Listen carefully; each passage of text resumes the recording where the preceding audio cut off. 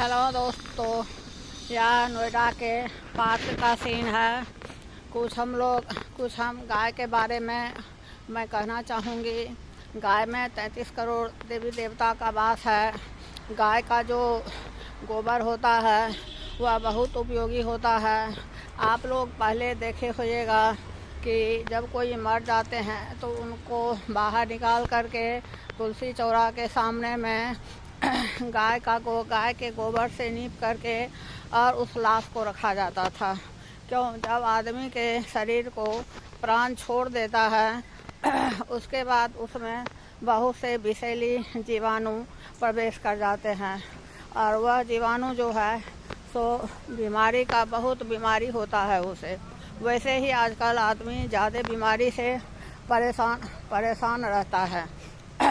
तो वह जो गाय के गोबर पर लाश को रखा जाता था या अभी भी जहाँ तहाँ रखा जाता है, तो गाय के गोबर को सब विषैले जीवाणु को मारने का गाय का गोबर में क्षमता रहता है और उसके शरीर में, मृतक के शरीर में यानी लाश में जो विषैला जीवाणु सब प्रवेश करता है तो वह उड़ नहीं पड़ता है। जहाँ तक गाय का गोबर रहता है उसमें लटपटा जाता है और उसमें जब लटपटा जाता है तो उतना दूर हम लोग को वह निकल नहीं पाता है, तो हम लोग को बीमारी से राहत मिलता है।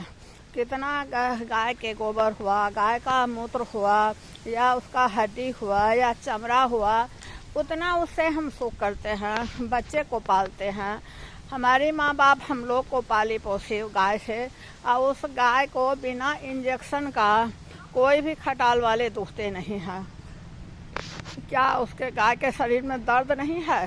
क्या हम लोग को इसके लिए आवाज़ नहीं उठाना चाहिए कि हम इंजेक्शन वाला दूध नहीं लेंगे, हम अपने बच्चे को इंजेक्शन वाला दूध नहीं देंगे?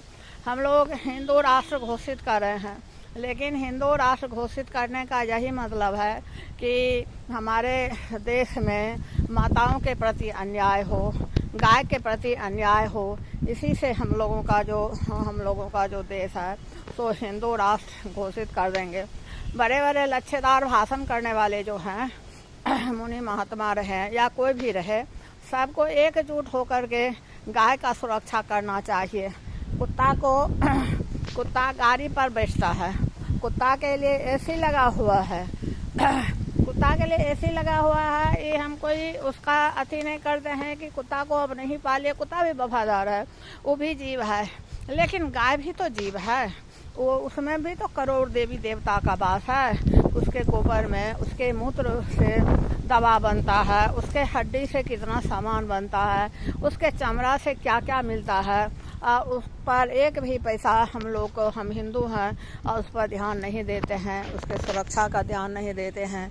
धन्यवाद। अगर किन्हीं को मेरी वाणी खराब लगा हो तो हमको माफ़ कीजिएगा, माफ़ी मांगते हैं।